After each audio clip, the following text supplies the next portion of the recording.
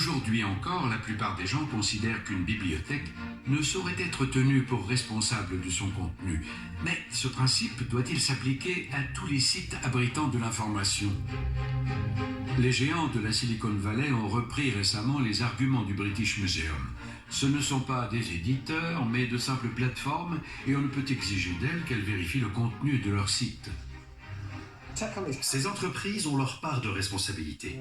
Elles rendent leur contenu accessible au public et elles décident de ce qu'ils regardent.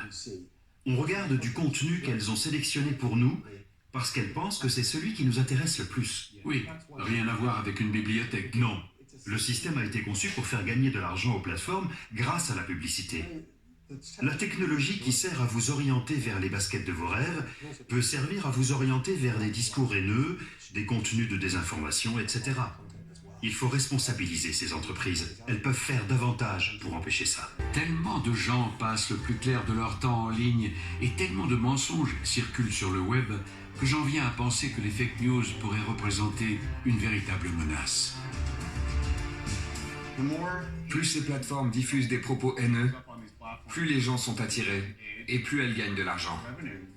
Ils ont réussi à monnayer la haine C'est ça. grâce aux fake news. Le journalisme est entré dans une période de folie, de démesure totale. Avec le numérique, nous assistons à un phénomène similaire.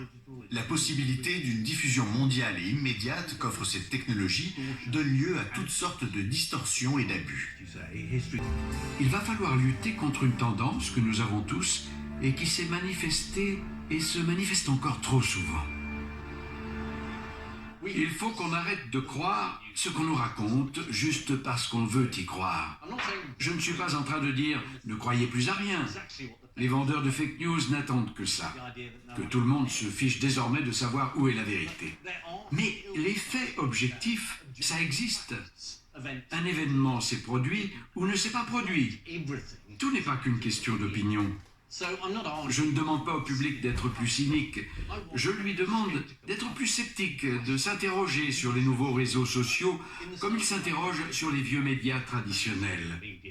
Qui me raconte cette histoire et pourquoi? Est-ce qu'il sait de quoi il parle?